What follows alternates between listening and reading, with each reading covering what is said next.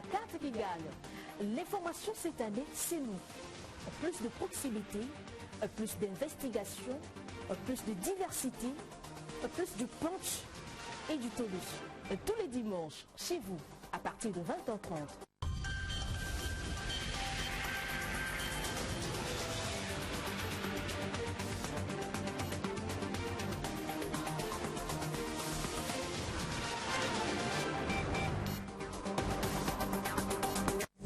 C'est un plaisir de vous retrouver, mesdames, messieurs, bienvenue à cette édition rétrospective de la semaine. Nous démarrons tout de suite par cette information diffusée dans notre édition de lundi dernier. Les travaux d'électrification de la communauté urbaine d'Ongoni, dans le département des Plateaux, s'effectuent normalement. Les techniciens de la Société Énergie électrique du Congo à pied d'œuvre ont déjà installé les poteaux électriques devant desservir cette cité à la satisfaction générale de la population et du maire de cette communauté urbaine, Vincent de Paula Koubimba. Plus que question de mois pour que la communauté urbaine d'Ongoni soit éclairée. Siège de la sous-préfecture du même nom, Ongoni sera d'ici peu connecté aux électriques du barrage Imboulou. Les poteaux qui vont conduire la ligne basse tension, PT en sigle, allant de Gamboma à Ongoni, sont déjà implantés. Au cœur de la communauté urbaine, ce même travail est en train d'être réalisé. En témoignent ces poteaux déjà posés. Cette avancée dont bénéficie cette localité qui existe depuis des lustres est plus que saluée par l'administrateur maire de la communauté urbaine. L'espoir est là, nous avions traité avec l'entreprise indienne, notamment OIA, et ils sont sur la société sur le terrain. Comme vous avez vu, les plateaux, les poteaux sont déjà installés par-ci par-là. Je crois que pour nous, l'espoir est venu. D'ici Gamboma, nous avons une affaire de 47 km. Bon, maintenant, les poteaux, c'est 250 poteaux déjà placés. 250. Il en reste 172. Ongoni est une localité située à 15 km d'Inkwele, un village centre se trouvant sous la route nationale numéro 2. D'où Ongoni doit se développer comme bien d'autres localités du pays, a dit le premier citoyen de la ville, d'où son invite à la diaspora qui a acquis des terrains à Ongoni de les mettre en valeur. Quand vous voyez l'herbe là, c'est des terrains acquis. Ils ont des permis qu'ils avaient obtenus depuis très longtemps, avec des gestionnaires passifs. Mais ils ne construisent pas. Alors il faut qu'ils viennent entretenir les terrains, c'est-à-dire les mettre en valeur. Ongoni, qui est à la fois une communauté rurale et urbaine, fait partie de l'ensemble des 11 sous-préfectures du département des Plateaux. Jalousie quand tu nous prends, c'est le cas de le dire pour Bernard Nyumba, bûcheron de son état qui, poussé justement par une crise de jalousie, a donné violemment la mort à sa compagne. Après avoir commis son forfait, le présumé criminel a pris la clé des champs avant d'être rattrapé puis arrêté. Les faits se sont déroulés à Dolisie. L'affaire avait ému ceux qui habitent la rue Avoana et les environs. Nous sommes au quartier Balumbu à Dolisie et c'était le 10 novembre dernier. Bernard Nyumba, dit Prince, venait d'assassiner sa compagne, Bundu Lelo Edita, et avait pris la fuite. Sa cavale, de courte durée, s'était arrêtée dans le Kwilu, où la police départementale avait réussi à mettre la main sur le fugitif.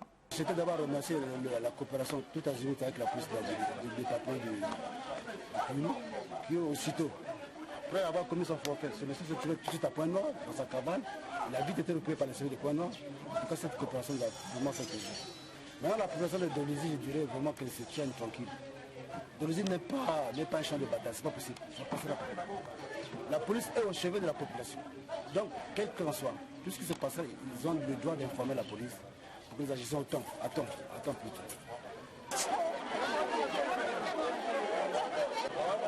Ce jour, à la reconstitution des faits, le quartier est encore alerté. Prince, l'assassin de sa compagne, est là pour expliquer ce qui s'est passé. une crise de jalousie qui le pousse à congédier sa compagne. Mais quand il revient au bon sentiment et va retrouver celle-ci, il y a dans la maison la lessive à faire. La suite, c'est lui-même qui explique. Quand je suis arrivé à la maison, j'ai voulu savoir où étaient les habits qu'elle avait lavés. Elle a dit qu'avant de les laver, il faut que vous alliez là-bas. Je suis parti, je l'ai trouvé avec notre enfant. Je lui demande où étaient les habits des enfants qu'elle avait lavés. Elle s'est mise à m'insulter jusqu'à me renverser de l'eau avec laquelle elle était en train de laver notre enfant. La colère serait donc montée. La colère est montée et en ajoutant la jalousie que je faisais, j'ai pris la hache et frappé. Le coup de la hache touchera la jugulaire et le deuxième va toucher la fosse iliaque gauche. Tout se passe devant leur enfant de 4 ans. Le mari, bûcheron de métier, prendra après la fuite pour Pointe-Noire. C'est dans sa cavale qu'il sera arrêté dans le Kouilou. À Brazzaville, un protocole d'accord relatif à l'ouverture de la classe Confucius au lycée de la Révolution a été signé lundi dernier entre l'école secondaire expérimentale du Héron de Chine et le complexe scolaire Révolution Gompo au Lilo. Découvrons les détails et les termes de cet accord dans ce reportage de Armand N. Sanza. Le 30 octobre 2018, le Congo et la Chine signèrent des liens d'échange et de coopération interscolaire entre l'école secondaire expérimentale du Henan et le complexe scolaire Révolution Gompo au Lilo dans le but d'améliorer la qualité de l'éducation au Congo. Un jumelage qui a apporté des fruits avec à la clé la signature de plusieurs accords. Ce lundi, les deux parties viennent de signer un accord complémentaire sur l'ouverture de la classe Confucius. La partie chinoise a été représentée par Wang Shushon, secrétaire général du comité provincial du Henan de la conférence consultative politique, et Xian Xiangchung, le chargé d'affaires de l'ambassade de Chine au Congo.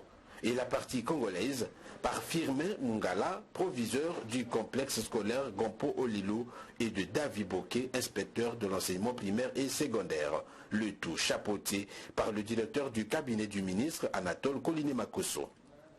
La création d'une classe Confucius au lycée de la Révolution constitue un acte important et une action concrète pour mettre en œuvre les 8 initiatives majeures du sommet de Beijing 2019 sur la coopération sino-congolaise. La création de cette classe Confucius favorisera l'apprentissage de la langue et de la culture chinoise et sera, à n'en point douter, l'un des maillons forts de la coopération sino-congolaise en matière d'éducation, car nos apprenants accueilleront et comprendront les mécanismes du développement d'une nation par le moyen de sa culture. À cet effet, le complexe scolaire Révolution Gompo Lilo a déjà pris toutes les dispositions y afférentes. Salle de classe, bureau pour les partenaires, laboratoire phonétique, salle de lecture et de conférence, salle de jeux uniques. Pour assurer un bon fonctionnement de la classe Confucius, un don de 10 000 livres et des équipements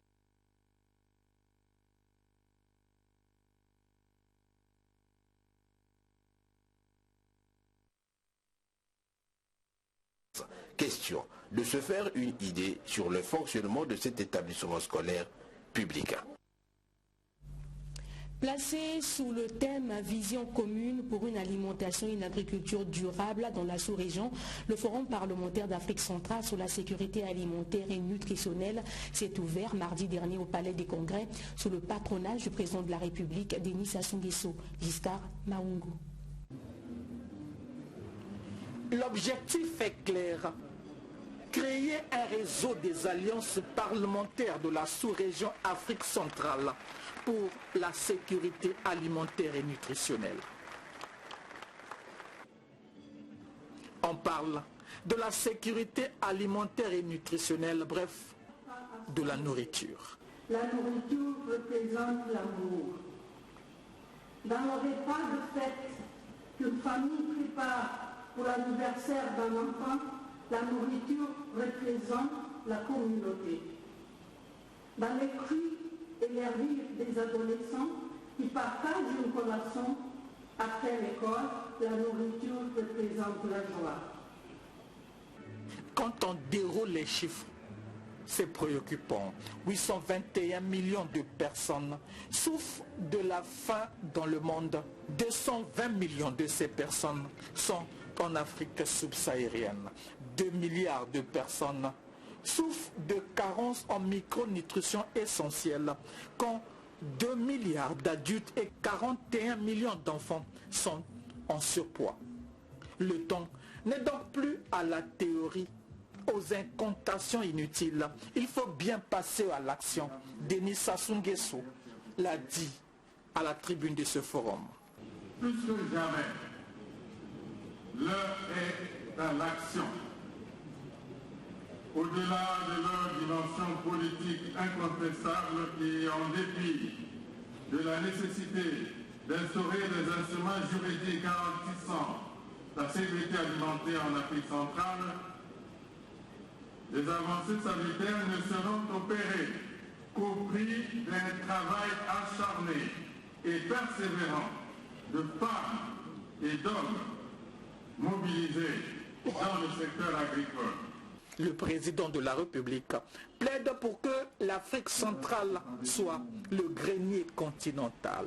Il conviendra de quitter le domaine des incantations stériles pour engager résolument des politiques, des plans et des projets agricoles cohérents et intégrateurs afin de rétablir dans son rôle incontestable de grenier continental.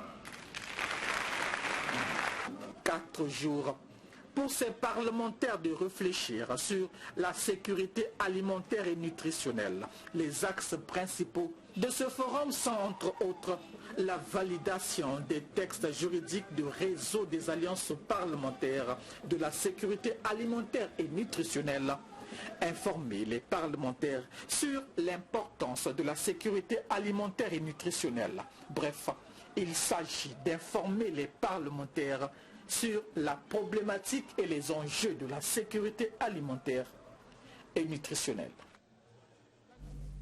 La question de la sécurité alimentaire et nutritionnelle est on ne peut plus préoccupante. Les politiques nationales devraient en tenir compte. Denis Sassou Nguesso est au micro d'Evrar Tikasumba. Il nous faut impérativement remporter la bataille de la sécurité alimentaire et nutritionnelle. Que le retard de développement cérébral et intellectuel sont imputés aux diverses formes de malnutrition dans nos différents pays.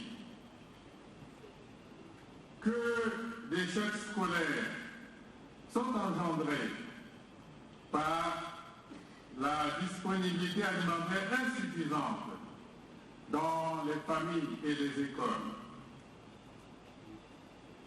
La vulnérabilité des femmes enceintes ou allaitantes, ainsi que celle des enfants en bas âge, reste également préoccupante.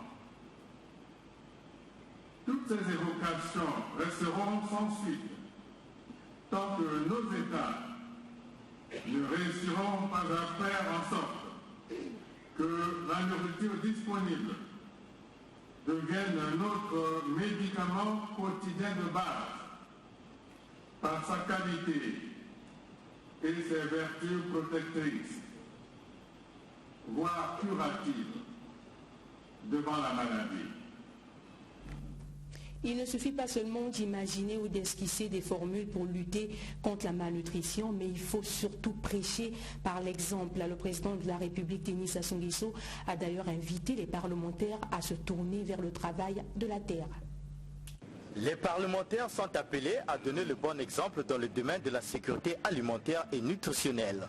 Élus du peuple et en votre qualité de législateur, il vous faut montrer l'exemple en devenant des acteurs pragmatiques de première ligne sur le terrain, au rythme d'un parlementaire, un chant.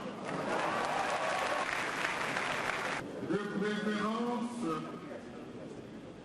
chacun d'entre vous dans sa circonscription électorale. Après une école, un champ, on pourra peut-être avoir une circonscription électorale, un champ. Une invite que Joseph Kinumbu Kiambungu prend comme elle vient. Le deuxième secrétaire du bureau de l'Assemblée nationale, président de la chaîne, attend de voir. Bien, mais vous me voyez sourire. À l'époque, c'était une école, un champ. Est-ce qu'on a fait le point? Si on a fait le point pour dire il y a combien d'écoles, il y a combien de champs, à ce moment-là, on peut maintenant dire, maintenant ce sont les parlementaires. Les mots d'ordre ont été donnés aux écoles. Il n'y a aucun champ qui est sorti de nulle part. Bon, maintenant, une circonscription, un champ, bon, écoutez, j'ai noté.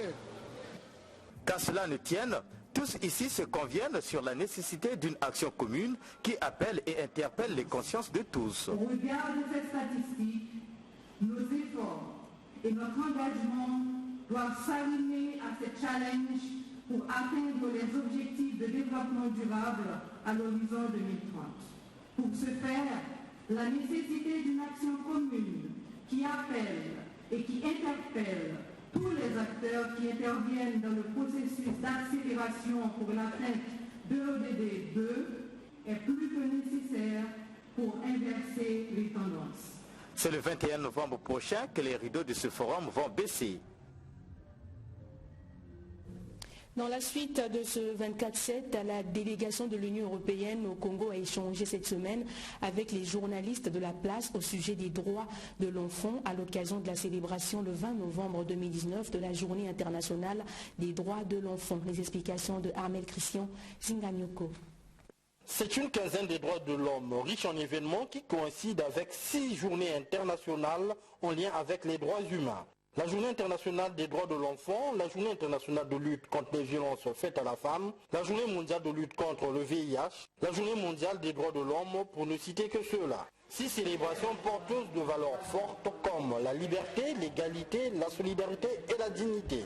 Concomitamment à la quinzaine, des journées portes ouvertes sur le programme Erasmus+ seront organisées. Programme qui offre une gamme d'opportunités aux jeunes de moins de 30 ans de poursuivre leurs études ou formations en Europe. Azad Monté, chargé de communication, revient sur les grandes lignes de ces événements majeurs. La première grande activité interviendra mercredi 20 novembre. Il s'agit de la projection d'un film qui a été primé au Festival de Cannes, qui s'intitule Capharnaüm. Et le deuxième temps fort, en ce qui concerne les activités qui sont organisées par la délégation, c'est la finale du concours de plaidoirie, la 5e édition, que nous organisons donc chaque année, et qui a pour spécificité cette année de ne pas être ouverte qu'aux étudiants en droit, mais également aux étudiants de toutes les autres filières. Erasmus, c'est le programme de l'Union européenne pour l'éducation, la formation, la jeunesse et le sport. En résumé, c'est un programme qui permet à des étudiants, à des enseignants et même à du personnel administratif au sein des universités d'aller poursuivre leurs études ou leur formation au sein d'une université en Europe. La relation entre l'Union européenne et le Congo donne des signaux positifs. Le dialogue politique, le dialogue sectoriel sur la justice et la reprise des échanges avec le ministère en charge de la justice et le Conseil national des droits de l'homme en sont quelques illustrations. Cette rencontre a été aussi l'occasion de présenter le nouveau conseiller politique, qui est en même temps le numéro 2 de la délégation de l'Union européenne, Stergios Varvaroussis. Donc ce n'est pas à nous de donner des leçons à nos partenaires, on peut simplement nous encourager.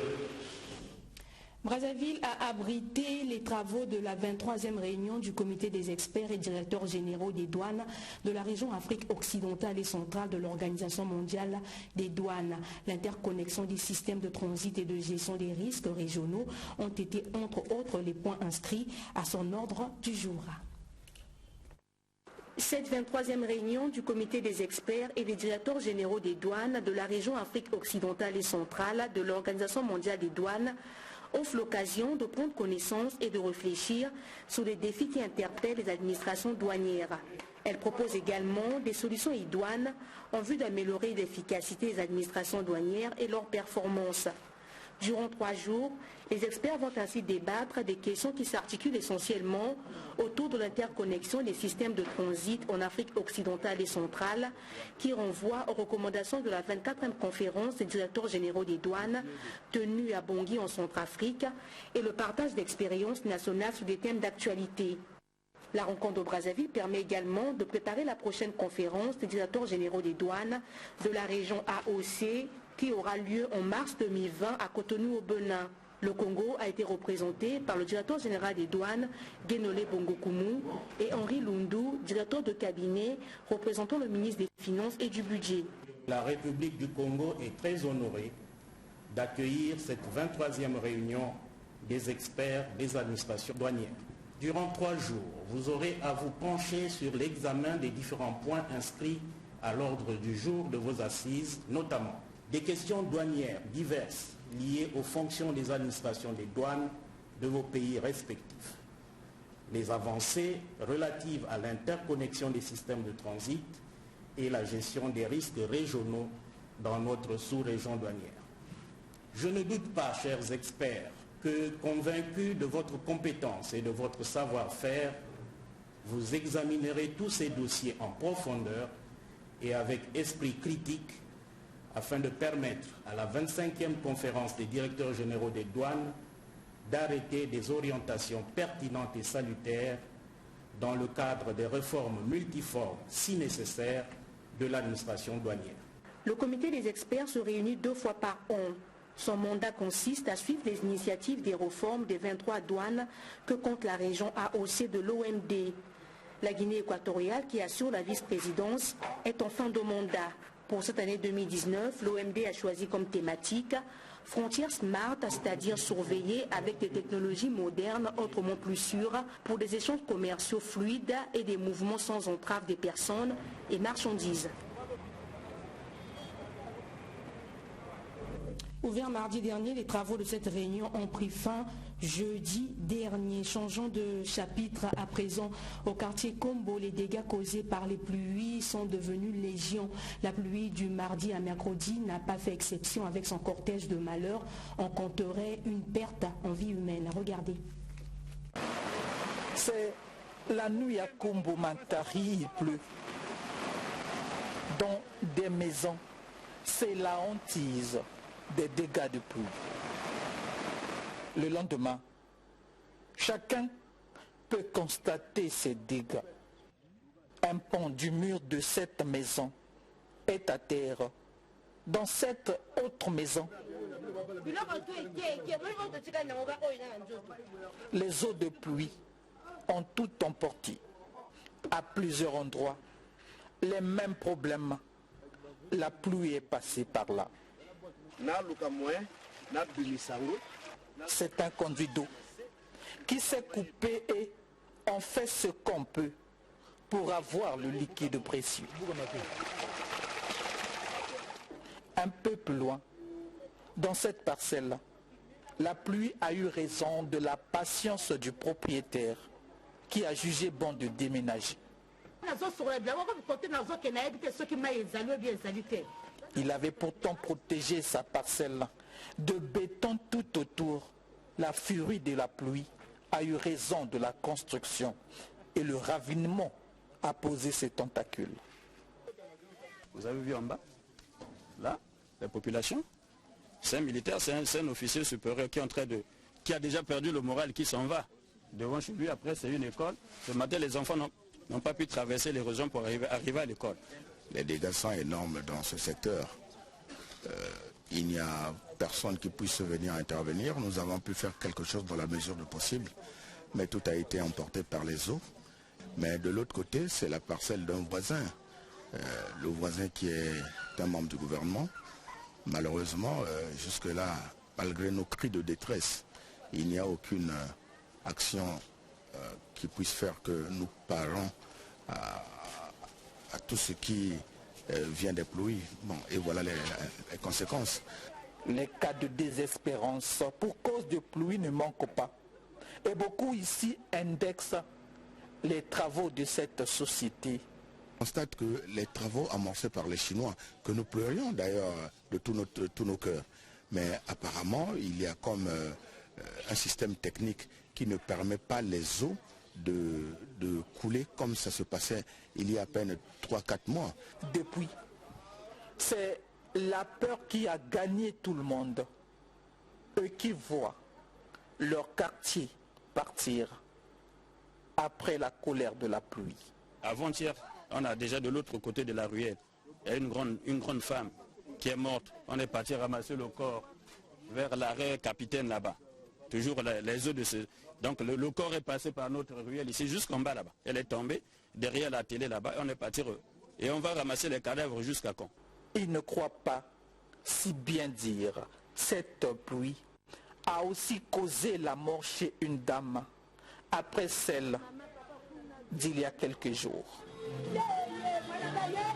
Dans cette école privée, il n'y a pas eu cours, la route est coupée.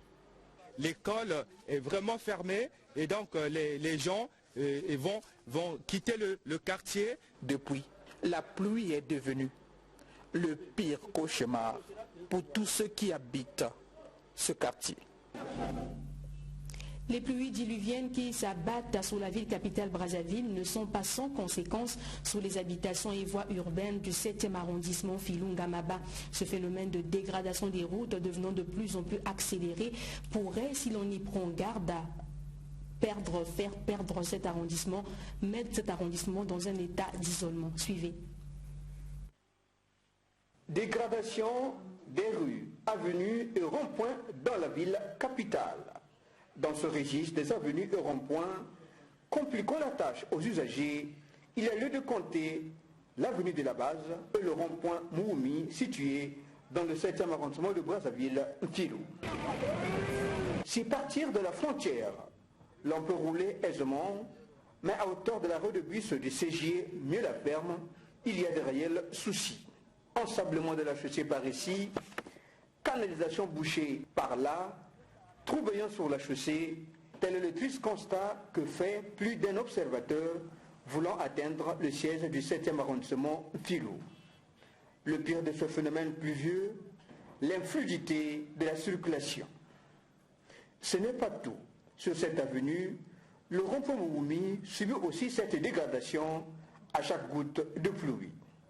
Ici, il n'est pas du tout facile pour que deux voitures circulent dans les deux sens. Les avenues de la Base et celles de Ngambio se dégradent au jour le jour. L'idée du maire de Filou, qui avait entrepris les travaux d'aménagement de ce rond-point, tend à devenir une action vaine. Ces avenues, présentées hier comme les meilleures de Brazzaville, perdent leur physionomie chaque jour lorsqu'il y a plu. Population et chauffeurs n'ont qu'un seul souhait, la reconstruction de ces biens publics afin de permettre à la commune de Filou d'être accessible facilement et qu'elle soit connectée aux autres communes de la ville de Brazzaville. La pluie du lundi soir a encore compliqué les choses. Plusieurs de ces populations victimes d'inondations sont obligées à libérer leurs habitations. Autre conséquence provoquée par ce phénomène, cette boue qui a envahi cet espace où les jeunes s'entraînent au football. Si rien n'est fait, les jours à venir, on ne parlera plus du rond-point Mououmi jusqu'à son prolongement à hauteur de l'arrêt Église. Le Conseil des ministres s'est réuni mercredi 20 novembre 2019 sous la très haute autorité du président de la République, Denis Sassou Nguesso, chef de l'État. 20 affaires étaient inscrites à son ordre du jour. Giscard Maungu. Les membres du gouvernement avaient 20 affaires à traiter. La situation de la Likwala et dans des localités situées le long du fleuve, dans la cuvette et les plateaux, déclaré état de catastrophe. Compte tenu de l'ampleur de cette situation, le gouvernement de la République déclare l'état de catastrophe naturelle et d'urgence humanitaire dans les départements de la Likwala, de la cuvette et des plateaux. Par une correspondance datée du 19 novembre 2019, le Premier ministre chef du gouvernement a officiellement informé Madame la coordinatrice du système des Nations Unies au Congo de la situation née de cette catastrophe. Parmi les affaires, ce Conseil des ministres a traité celle qui est venue du cabinet Rosalie Matondo, qui a proposé à la sagacité de ses collègues du gouvernement le projet de décret portant approbation du plan d'aménagement de l'unité forestière d'aménagement de Bétou. Les objectifs principalement visés sont, premièrement, la pérennisation des ressources et la planification de leur exploitation, afin de soutenir la transformation et garantir des revenus à l'État. Deuxièmement, la préservation des fonctions écologiques et de la biodiversité. Enfin, troisièmement, la contribution au développement socio-économique des communautés locales et particulièrement des populations autochtones, grâce à une redevance forestière versée par le concessionnaire dont le Fonds de développement local pour la mise en œuvre des micro-projets dans la série de développement communautaire. Anatole Coliné Makosso avait, lui, 11 affaires qui participent à la gouvernance éducative, parmi lesquelles les projets de décret instituant des statuts des écoles consulaires, celui qui fixe les conditions d'organisation des enseignements dans les familles et le projet de décret portant institution, organisation et statut des lycées interdépartementaux. Prenant la parole à propos de ce décret, son Excellence M. Denis Sassou Nguesso, président de la République, chef de l'État, a précisé le prix qu'il attache au déploiement de tels établissements, vecteurs essentiels dans le brassage des populations, et ce, depuis leur plus jeune âge. Il s'agit pour le chef de l'État d'un outil précieux de lutte contre le poison de l'enclavement intellectuel et moral, poison qui a pour conséquence, hélas, le développement de l'ethnocentrisme et de son corollaire, le tribalisme. Quant à Jean-Marc Tisser-Tikaya, le ministre des Hydrocarbures a proposé 5 projets de décret octroyant des permis d'exploration à la SNPC. Vous venez de le suivre après donc la communication du Premier ministre sur les catastrophes naturelles dans les départements de la Likwala, de la Cuvette et des Plateaux. Le gouvernement de la République a décrété l'état de catastrophe naturelle et d'urgence humanitaire dans les zones du sinistre. Ces inondations ont occasionné des pertes en vie humaine ainsi que des dégâts matériels importants, notamment la destruction d'habitations, l'inondation et l'effondrement de certaines infrastructures publiques, des écoles ou des centres de santé par exemple. D'énormes pertes de moyens de subsistance des populations, des plantations, du bétail, des volailles, ainsi que des réserves alimentaires ont disparu lors de ces intempéries. Enfin, au titre des conséquences dramatiques, il a été noté la recrudescence de certaines maladies hydriques. Ces données, collectées par le ministère en charge de l'action humanitaire, lequel suit cette situation en temps réel, précisent également qu'environ 50 000 personnes qui se trouvent dans les localités les plus impactées, à savoir celles situées le long du fleuve Congo, sont en état de détresse. Les éléments techniques en possession des pouvoirs publics laissent malheureusement craindre que ces inondations se poursuivent dans les prochaines semaines. Le président du Sénat, Pierre Ngolo, a procédé à la clôture des travaux du Forum des parlementaires d'Afrique centrale sur la sécurité alimentaire et nutritionnelle. Après 3 jours de travaux, une déclaration dite de Brazzaville a été adoptée et de nombreux engagements ont été pris. À l'issue de leurs travaux, les participants à ce forum ont adopté une déclaration dite Déclaration de Brazzaville, dans laquelle ils se sont engagés à quelques actions, dont l'institutionnalisation des rencontres des parlementaires et des autres parties prenantes, dans la lutte contre l'insécurité alimentaire et nutritionnelle, dans le but de maintenir et renforcer la dynamique de concertation et d'échange. Le forum C'est aussi promis de créer un réseau des parlementaires d'Afrique centrale pour la sécurité alimentaire et nutritionnelle qu'ils ont appelé RAPASUN. Autre point noté, ces parlementaires de la CEAC veulent susciter auprès des différents États membres l'introduction dans les différentes lois fondamentales la notion de droit à une alimentation adéquate comme une question de souveraineté nationale. Autant d'engagements pris par ces parlementaires de la CEAC dans le cadre de la sécurité alimentaire et nutritionnelle et ont même mis en place un bureau dont le Congo tiendra les rênes. Avant de baisser les rideaux, Pierre Ngolo, le président d'honneur de l'APSUN Congo, a exhorté à l'action. Nous avons, au terme de notre réflexion, épinglé de nombreuses causes de la malnutrition. Désormais, il s'agit de passer à l'action en prêtant attention à ces différentes causes afin d'anéantir leurs effets sur nos populations. C'est le 19 novembre dernier, devant Denis Sassou Nguesso, que les rideaux de ce forum s'étaient ouverts et le thème était « Vision commune pour une alimentation et une agriculture durable » dans la sous-région.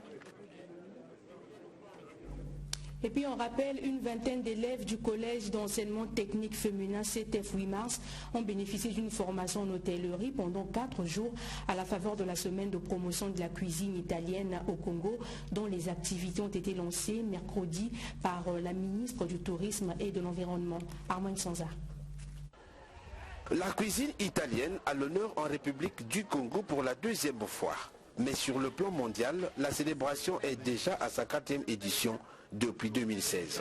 L'événement constitue un grand moment d'échange et de partage de connaissances avec les apprenants dans ce que l'Italie a de meilleur à transmettre à la jeunesse congolaise. Car l'art culinaire et gastronomique italien, parmi les plus appréciés au monde, ne cesse de refléter le rayonnement et la notoriété de ce pays. Pizza, spaghetti, fromage et charcuterie en sont quelques illustrations.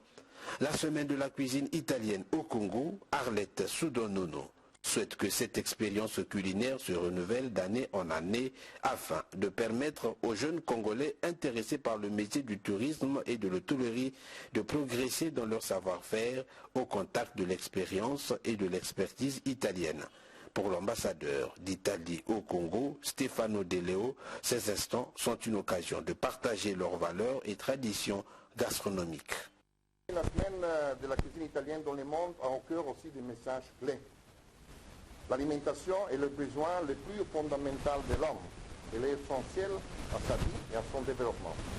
Et dans une mondialisation alimentaire qui continue de s'accroître avec tous ses avantages, une des priorités est de valoriser et protéger les régimes traditionnels et aussi les cultures alimentaires qui constituent dans les différents pays des éléments d'identité, des sources de bien-être, de bonne santé et de qualité de vie.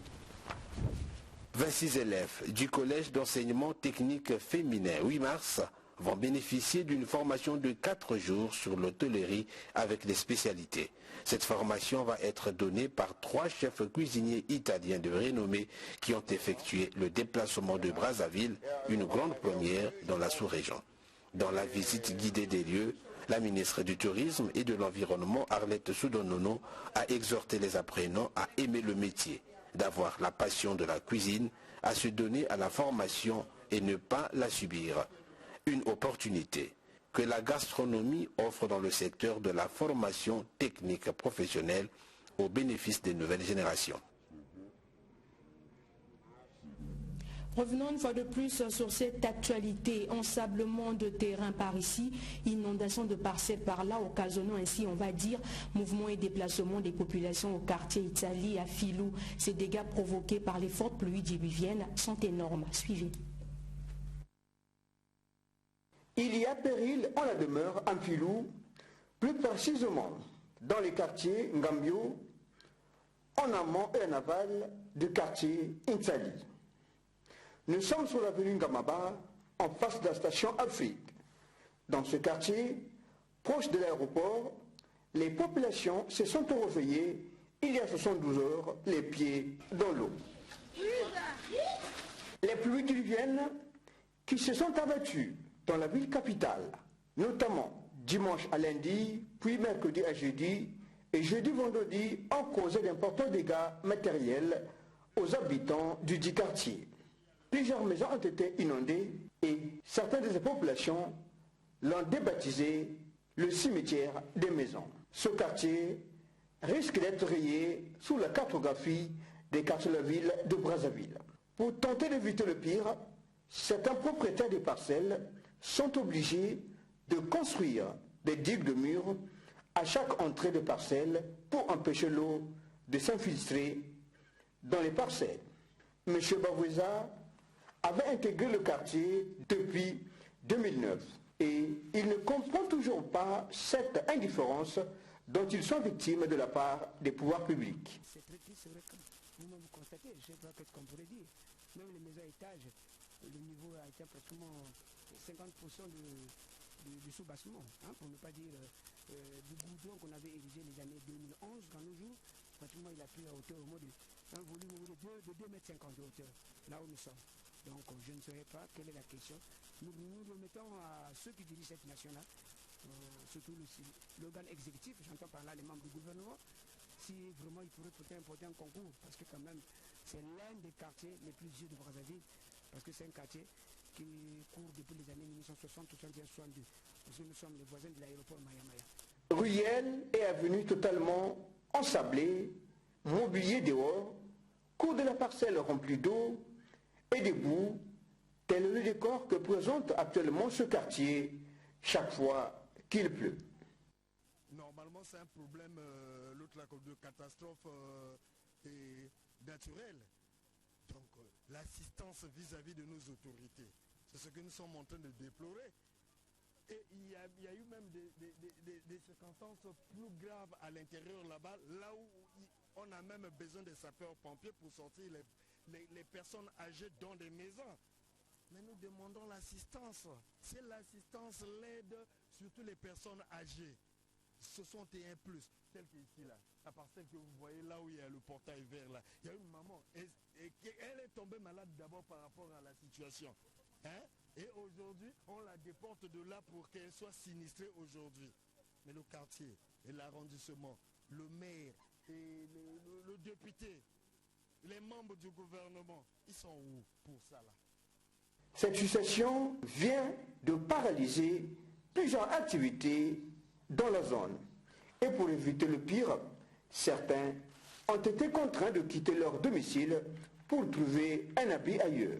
Difficile donc pour ces populations et les chauffeurs de se rendre à Mukondo ou à la mairie de Filou, car la route à hauteur de la station Afrique est impraticable.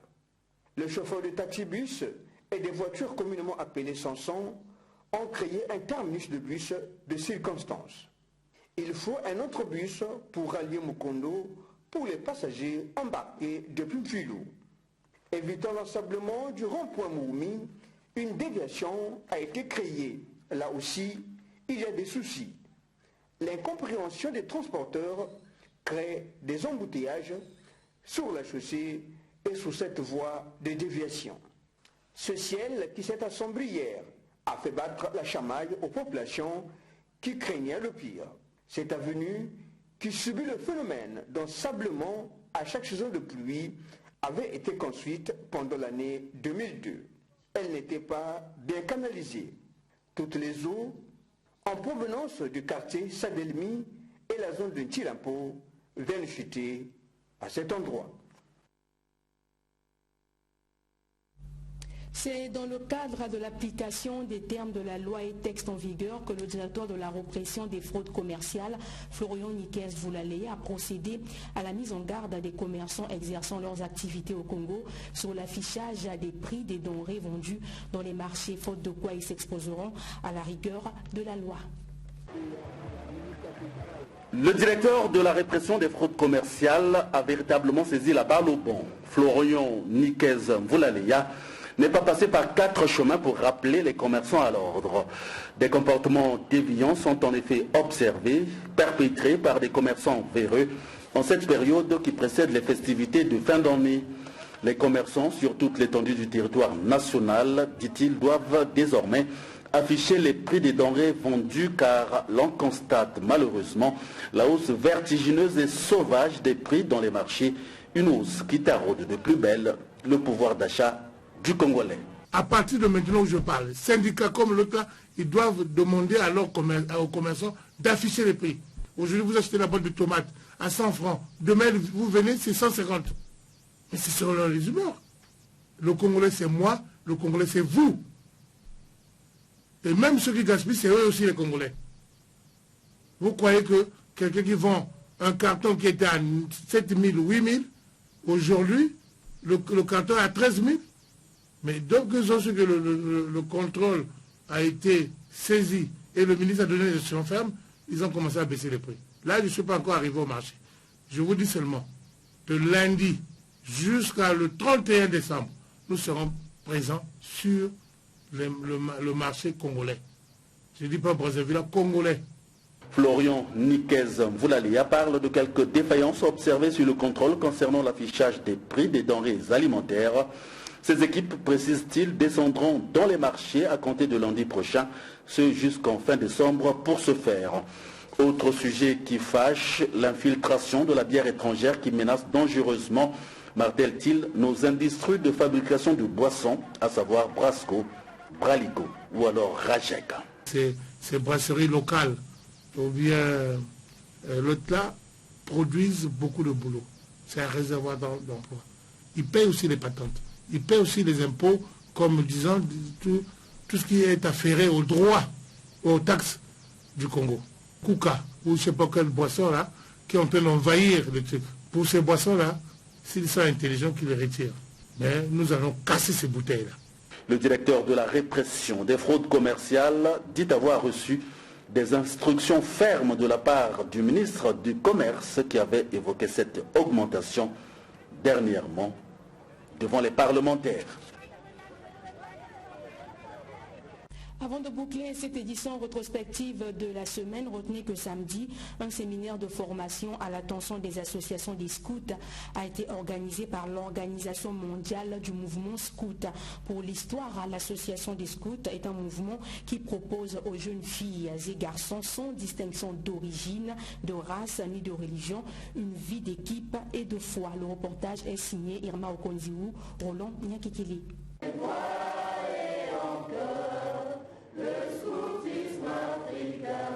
Il y a environ 27 ans que le Congo est en train de frapper à la porte de l'Organisation mondiale du mouvement scout.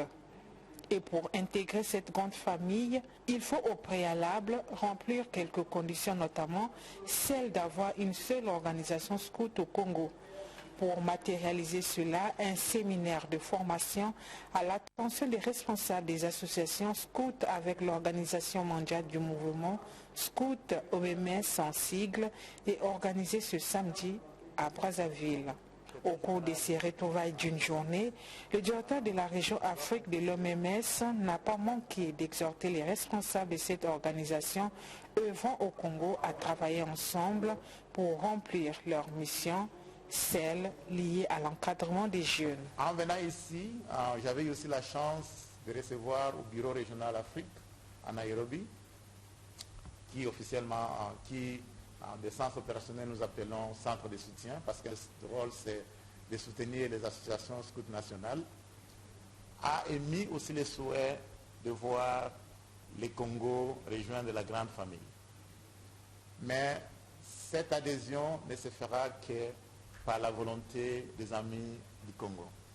Donc nous sommes ici aujourd'hui pour confirmer notre soutien, notre ouverture à vous aider dans le processus, qui, je dois aussi dire d'avance, n'est pas facile, mais avec la bonne volonté, tout est possible.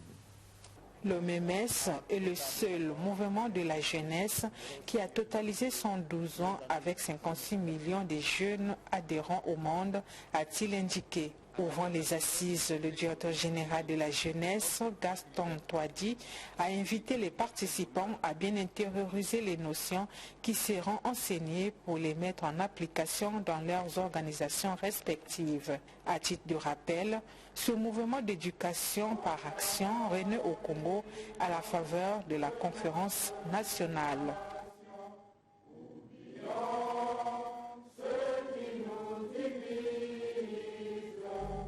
Voilà, merci de votre attention. C'est la fin de cette édition.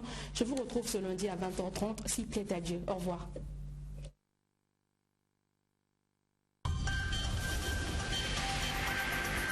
Le 24 c'est nous, le duo, la carte qui gagne. L'information cette année, c'est nous. Plus de proximité, plus d'investigation, plus de diversité, plus du punch et du tonus. Tous les dimanches, chez vous, à partir de 20h30.